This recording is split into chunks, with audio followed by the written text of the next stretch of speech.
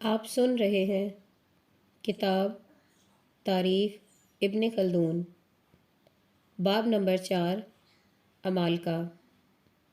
Sub heading: امالکا کا نسب۔ امالکا املیک بن لاؤد کی اولاد سے ہیں۔ بلند قامتی اور جسامت میں ان لوگوں کا تمثیلاً ذکر کیا جاتا ہے۔ طبری نے لکھا ہے کہ املیک پدر امالکا ہے۔ اس کے قبائل مختلف ممالک میں پھیلے ہوئے ہیں، چنانچہ اہلیان مشرق و عمان و بحرین و حجاز و مصر میں فرانہ اور شام میں جبابرہ، جن کو کنانین کہتے ہیں، انہی میں سے ہیں۔ بحرین اور عمان اور مدینہ میں جو لوگ ان میں سے رہتے ہیں، ان کے مورث اعلیٰ کو جاسم کہتے تھے۔ بنی جاسم سے مدینہ میں بنی لف، بنی سعد، بنی حزال، بنی طاہا، بنی ارزق موجود ہیں، اور نجد میں انہی میں سے بدیل، راحل، غفار اور حجاز میں بنی ارکم اسی گروہ سے شمار کیے جاتے ہیں۔ یہ نجد میں رہتے تھے اور ان کے بادشاہ کا نام ارکم تھا، اور طائف میں بنی زخم ابن عاد اولا رہتا تھا۔ سب ہیڈنگ: بنی اسرائیل کی فتوحات۔ علامہ ابن سعید کہتا ہے کہ میں نے دارالخلافہ بغداد کے کتب خانے میں تاریخ کی کتابیں دیکھی ہیں، جن سے یہ امر معلوم ہوتا ہے کہ امالکا کا مقام تہامہ ارض حجاز میں قیام رہا اس وقت سے جبکہ یہ بنی حام کے ہاتھوں تنگ آ کر بابل سے چلے آئے تھے، یہاں تک کہ اسماعیل علیہ السلام سرزمین حجاز میں آئے، اور اس گروہ میں سے اکثر جن کی قسمت میں دولت ایمان تھی جناب موصوف پر ایمان لائے اور حکومت و دولت کے ساتھ زندگی گزارتے رہے، یہاں تک کہ سمدی بن لاؤد بن املیک بادشاہ ہوا، اور اسی کے زمانے میں جرہم نے، جو کہ قحطان کے قبیلے سے تھے، امالکا کو حرم سے نکال دیا۔ ان لوگوں میں سے بنی ابیل بن محائل بن اوس بن املیک مدینہ میں جا بسے، اور سرزمین ایلا میں ابن حومر بن املیک قیام پذیر ہوئے، اور یہاں کی حکومت اسی کی اولاد میں رہی۔ یہ لوگ اپنے ہر بادشاہ کو سمدی کہتے تھے۔ آخری سمدی ابن حومر تھا، جسے یوشع علیہ السلام نے قتل کیا تھا، جبکہ بنی اسرائیل نے موسیٰ علیہ السلام کے بعد ممالک شام پر حملہ کیا تھا۔ امالکا پر یوشع علیہ السلام اور بنی اسرائیل سے اس مقام پر بہت بڑی لڑائیاں ہوئیں، یہاں تک کہ امالکا پر یوشع علیہ السلام غالب آئے، جو کہ بیت المقدس کے قریب ہے۔ اس کے بعد بنی اسرائیل نے ممالک حجاز پر حملہ کر کے اسے بھی امالکا سے چھین لیا، یثرب اور اس کے بلاد اور خیبر وغیرہ پر قبضہ کر لیا۔ یہود، قریظہ، بنی نذیر اور بنی قینقاع اور تمام یہود حجاز انہی لوگوں میں سے تھے۔ سب ہیڈنگ: امالکا کا مصر پر قبضہ۔ اس کے بعد ان کی حکومت دولت روم میں ہوئی، اور ازینہ ابن السمدی بلاد شام اور جزیرہ کا حکمران تھا۔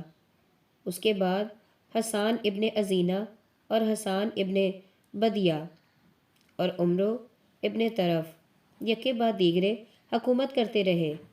عمرو ابن طرف اور جزیمت الابرش سے مدتوں تک مارکہ آرائیاں رہیں، نتیجتاً جزیمت الابرش کامیاب ہوا اور عمرو ابن طرف کو گرفتار کر کے بار حیات سے سبکدوش کر دیا۔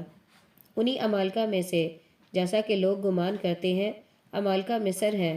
مصر پر امالکا اس وقت سے قابض ہوئے ہیں جبکہ کسی قبطی بادشاہ نے امالکا کے کسی بادشاہ سے، جو کہ ان دنوں شام میں رہتا تھا اور اس کا نام ولید بن دوما تھا، اور بعضے کہتے ہیں کہ اس کا نام سوران ابن اراشا بن فاوان بن عمرو بن املاک تھا، کسی کام میں مدد کا خواستگار ہوا، اور وہ بنظر اعانت مصر آ کر رہ گیا اور قبط کو مصر سے نکال دیا۔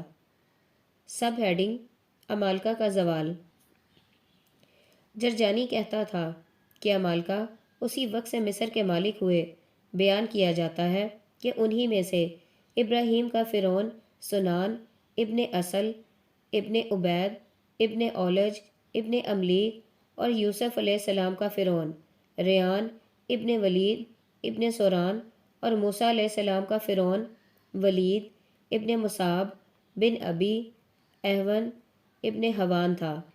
بعض کہتے ہیں کہ فرعون موسیٰ علیہ السلام قابوس بن مصعب بن معاویہ بن نمیر بن سلواس ابن فاران تھا، اور عمالقہ میں سے جو کہ ریان ابن ولید کے بعد تخت نشین ہوا وہ تاشم ابن مادان تھا۔ جرجانی کا کلام تمام ہوا، اور اہل اثر ولید بن مصعب کی نسبت، جو کہ زمانہ موسیٰ علیہ السلام میں فرعون مصر تھا، یہ شہادت دیتے ہیں کہ یہ نجار تھا، خاندان سلطنت سے نہ تھا۔ رفتہ رفتہ فرعون مصر کے دستہ فوج جانثار ان کا سردار ہو گیا۔ اس کے بعد خوبی قسمت یا انقلاب زمانہ سے خاندان سلطنت پر غالب آ گیا، اور اسی نے عمالقہ کے خاندان کا خاتمہ کر دیا۔ لیکن جب اس نے موسیٰ علیہ السلام کا تعاقب کیا اور نیل میں ڈوب گیا تو ملک پھر قبطیوں کے قبضے میں آ گیا، اور اہل ملک نے خاندان سلطنت سے دلوکا کو والی ملک قرار دیا، جیسا کہ ہم آئندہ قبط کے حالات میں بیان کریں گے۔ لیکن بنی اسرائیل عمالقہ حجاز سے واقف نہیں ہے، البتہ عمالقہ شام کی نسبت ان کا یہ بیان ہے کہ املاک ابن الیفیاز ابن ایسو یا اسحاق یا ایپس ابن اسحاق ابن ابراہیم کی اولاد سے ہیں، اور فرعونہ مصر بھی انہی سے ہیں، اور جن کنانیوں کا طبری نے عمالقہ میں ذکر کیا ہے وہ اسرائیلین کے نزدیک کنان ابن حام کی اولاد سے ہیں، اور بلاد شام میں پھیل کر اس کے مالک ہو گئے، اور انہی لوگوں کے ساتھ بنو ایسو بھی تھے۔ بنی اسرائیل نے زمانہ یوشع علیہ السلام بن نون میں ان کے ہاتھ سے حکومت چھین لی تھی۔ ان واقعات سے یہ خیال کیا جاتا ہے کہ زناتہ مغرب انہی عمالقہ سے ہیں، مگر یہ صحیح نہیں۔ سب ہیڈنگ آل امیم۔ امیم وہ شخص ہے کہ جس نے سب سے پہلے پتھروں کے ٹکڑوں سے مکان بنوایا تھا اور اس کی چھت لکڑیوں سے تیار کرائی تھی۔ یہ املاک بن لاؤس کا نسبی بھائی ہے اور زمین فارس میں رہتا تھا۔ اسی وجہ سے فارس کے بعض علماء نسب یہ خیال کرتے تھے کہ اہل فارس امیم کی اولاد سے ہیں، اور کیومرس جو منتہا سلسلہ نسب ہے وہ امیم ابن لاؤس کا لڑکا ہے۔ لیکن یہ قول بالکل ناقابل اعتبار اور غیر صحیح ہے، اور انہی کی نسل سے دیار ابن امیم بھی تھا جو کہ یمامہ اور شہر کے درمیانی علاقے میں قیام پذیر ہوا تھا، جس کی نسل کو باد سرسر نے ہلاک کر دیا۔ واللہ عالم۔ سب ہیڈنگ حضرت شعیب علیہ السلام۔ عرب بائدہ بن عرفشن، یکتن بن عابر بن فالح بن عرفشن سے نسبتاً تعلق رکھتے تھے۔ ان کے نامی قبائل جرہم، حضور، حضر موت، سلف تھے۔ حضور دریا رس میں رہتے تھے اور اہل کفر و بت پرست تھے۔ ان کی طرف شعیب نبی بن ذی مہرہ مبعوث ہوئے۔ ان کو ان لوگوں نے شامت اعمال سے جھٹلایا، ان پر ایمان نہ لائے۔ انجام یہ ہوا کہ اور گروہوں کی طرح یہ بھی ہلاک ہو گئے۔ شعیب علیہ السلام کا نام تیرون تھا۔ زیون بن انفا بن ثابت بن مدین بن ابراہیم کے لڑکے تھے۔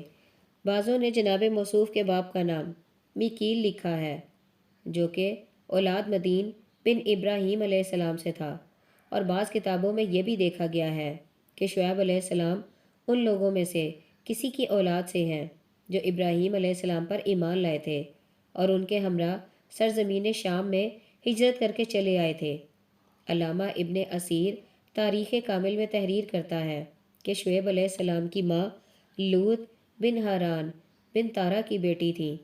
اس روایت کے اعتبار سے شعیب علیہ السلام اور ابراہیم علیہ السلام ایک جدی اور ایک ہی خاندان سے ہوئے، لیکن ہم اپنے حافظہ پر بھروسہ کر کے کہہ سکتے ہیں کہ شعیب ابراہیم کی اولاد سے ہیں، جیسا کہ علامہ ابن خلدون نے آگے چل کر ایک مقام پر صراحتاً شعیب علیہ السلام کی نسبت تحریر کیا ہے، یعنی وہ شعیب علیہ السلام کے بیٹے تھے، نویل بن راویل ابن عیا بن مدین کے۔ شعیب علیہ السلام حاضر جواب، لطیفہ گو، حق باتوں کے کہنے میں بالکل بے جھجک تھے۔ کسی کو آپ کے علاوہ نابینائی کے باوجود نبوت نہیں دی گئی، چنانچہ اللہ جل شانہ نے ان کی قوم کا یہ فقرہ، ہم نے بے شک تجھ کو اپنے میں ضعیف یعنی بے بصر دیکھتے ہیں، حقایتاً کلام پاک میں ذکر کیا ہے۔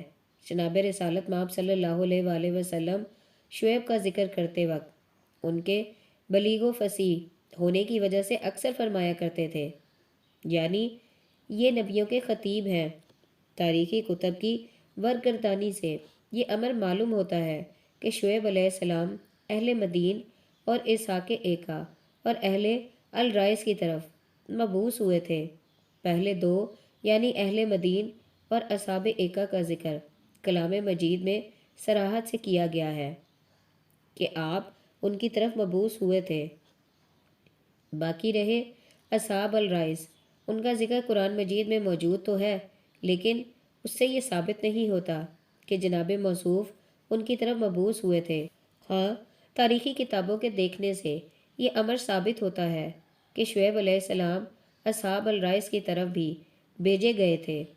چنانچہ خود علامہ ابن خلدون نے اپنی معتبر تاریخ میں ایک مقام پر لکھا ہے، اور بھیجا ان کی طرف یعنی اہل رس کی طرف ایک نبی جو کہ شعیب علیہ السلام نامی اور انہی میں سے تھے۔ اہل مدین اور اہل ایکا بدیانتی کی طرف زیادہ مائل تھے۔ وہ 2 ترازو اور 2 وزن رکھتے تھے، لینے کے وقت زیادہ لیتے اور دیتے ہوئے کم دیتے تھے۔ اس کے علاوہ بت پرستی بھی کرتے تھے، راستوں پر بیٹھے رہتے تھے، لوگوں کو شعیب علیہ السلام کے پاس آنے جانے سے روکتے تھے، اور جو لوگ ایمان لاتے تھے انہیں تنگ کرتے تھے۔ جب ان لوگوں کی شرارت سے شعیب علیہ السلام نے اپنا واض و پن بند نہ کیا اور کچھ لوگ آپ کی طرف مائل بھی ہو چلے، تو ایک روز 2-4 سردار مل کر شعیب علیہ السلام کے پاس آئے اور یہ دھمکی دے دی، بے شک ہم تم کو اے شعیب مان ان لوگوں کے جو کہ تمہارے ساتھ ایمان لائے ہوئے ہیں اپنے گاؤں سے نکال دیں گے، یا تو تم ہمارے مذہب میں پھر لوٹ آؤ۔ شعیب علیہ السلام ان کی اس دھمکی کا کچھ خیال نہ کر کے برابر واض و پن کرتے رہے۔ اس وقت مجبور ہو کر ان لوگوں نے یہ کہنا اور اس طرح ڈرانا شروع کر دیا، اگر تمہارے اعضاء و قارب زیادہ نہ ہوتے تو تجھ کو ہم سنگسار کر ڈالتے، اور تو ہم پر غالب نہیں ہے یا تو ہم سے بزرگ نہیں۔ اس بحث و تکرار اور بت پرستی و کفر کا انجام یہ ہوا کہ اللہ جل شانہ ذکرہ نے اس قوم پر عذاب یوم الزلہ نازل فرمایا، جس سے شعیب علیہ السلام اور ان لوگوں کے علاوہ جو آپ پر ایمان لائے تھے کوئی جابر نہ ہوا۔ عبداللہ بن عباس رضی اللہ تعالیٰ عنہ آیت کریمہ کی تفسیر میں فرماتے ہیں کہ اللہ جل شانہ نے گرمی اور تمازت اس قدر بڑھا دی کہ سب کے سب اپنے اپنے گھروں سے گھبرا کر باہر نکلے۔ 2-2.5 میل کے فاصلے پر ایک ابر دکھائی دیا، 2-4 آدمی اس کی طرف دوڑ کر گئے۔ جب اس ابر کی وجہ سے آفتاب کی تمازت سے ان کو نجات ملی اور خنکی محسوس ہونے لگی تو ان لوگوں نے اپنی قوم کو بلایا۔ تمام قوم اس ابر کے نیچے آ کر جمع ہو گئی تو اللہ جل شانہ نے اس ابر سے ان پر آگ برسا دی، سب کے سب وہیں جل کر خاک ہو گئے، اور اہل مدین جو کہ مدین ابن ابراہیم کی اولاد سے تھے، ان پر بت پرستی اور بددیانتی کی وجہ سے اللہ جل شانہ نے رجفہ زلزلہ کا عذاب نازل کیا تھا، جس سے بستثناء مومنین اور شعیب کے سب ہلاک ہو گئے۔ اور اہل رس بت پرستی کرتے تھے، کفر و الحاد میں ڈوبے ہوئے تھے۔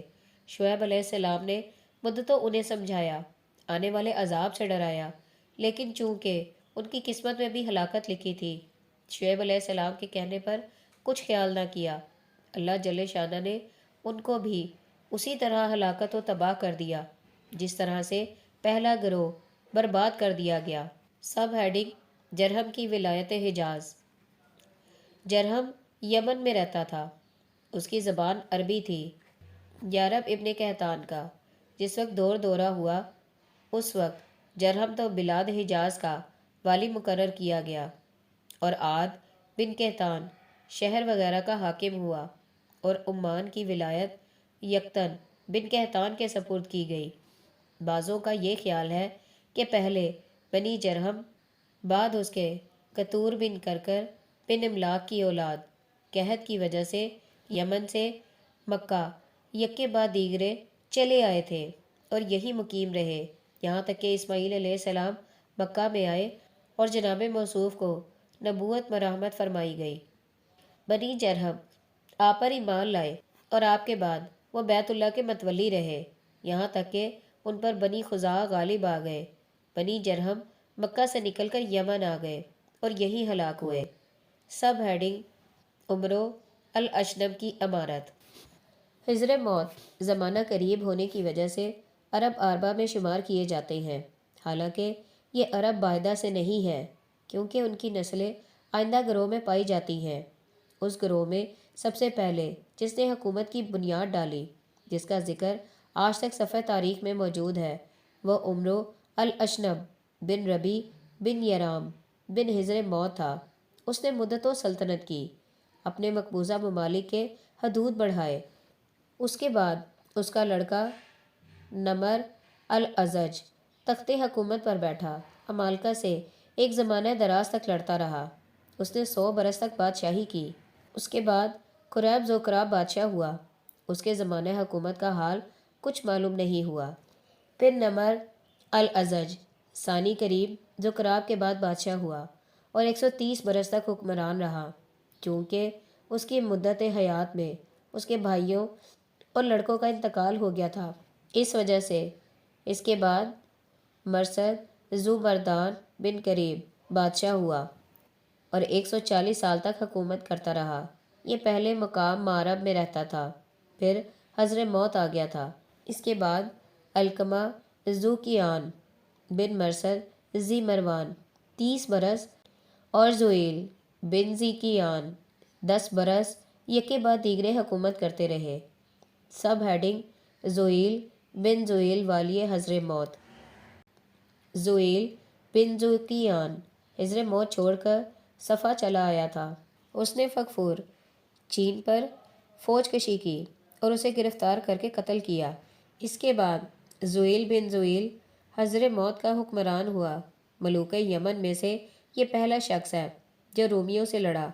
اسی نے یمن میں حریر اور دیبا رائج کیا تھا۔ اس کے بعد بداد بن زویل نے 4 برس حکومت کی۔ اس نے کوئی نئی شے ایجاد نہیں کی اور نہ اسے کبھی توسیع ملک کا خیال پیدا ہوا۔ سب ہیڈنگ حماد بن بدیل کا فارس پر حملہ۔ اس کے بعد بدیل بن بداد تخت پر بیٹھا۔ یہ ایک قلعہ بنوا کر اور چند عمارتیں ناتمام چھوڑ کر مر گیا۔ حماد بن بدیل نے اس کے بعد 80 سال تک حکومت کی۔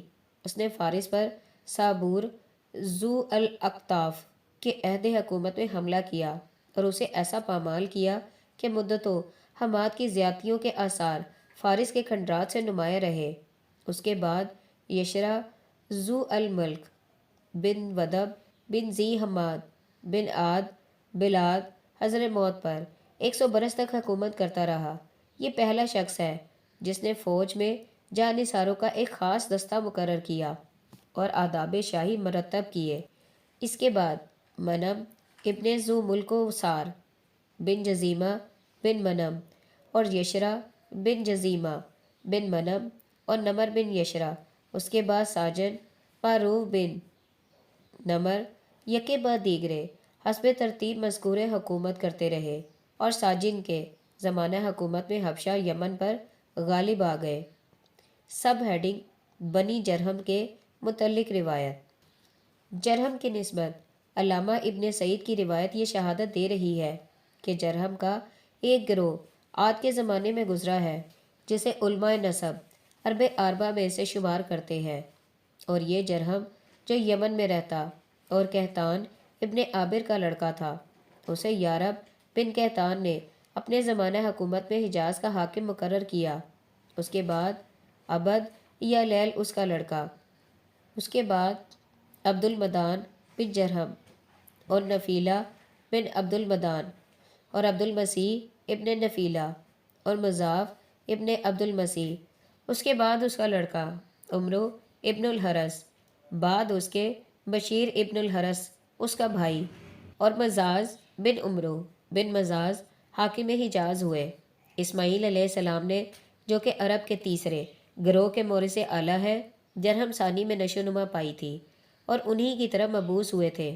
اسی قبیلہ میں آپ کی شادی ہوئی تھی۔ سب ہیڈنگ آل سبا۔ اولاد سبا قبائل سابق کی طرح فنا نہیں ہوئی اور ان کی یادگار نسل میں پائی جاتی ہیں، اور وہی دوسرے طبقہ کی بولتی چالتی چلتی پھرتی تصویریں ہیں۔ کسی نے جناب رسالت امام صلی اللہ علیہ وآلہ وسلم سے سبا کی نسب دریافت کیا تھا کہ وہ مرد تھا یا کہ عورت یا کسی زمین کے ٹکڑے کا نام۔ آپ نے ارشاد فرمایا کہ سبا ایک شخص تھا جس کے 10 لڑکے ہوئے تھے، من جملہ ان کے 6 یعنی مز حج، کندہ، ازد، اشر، انمار، حمیر یمن میں سکونت پذیر رہے، اور 4 یعنی لخم، جذام، عاملہ، غسان شام میں مقیم ہوئے۔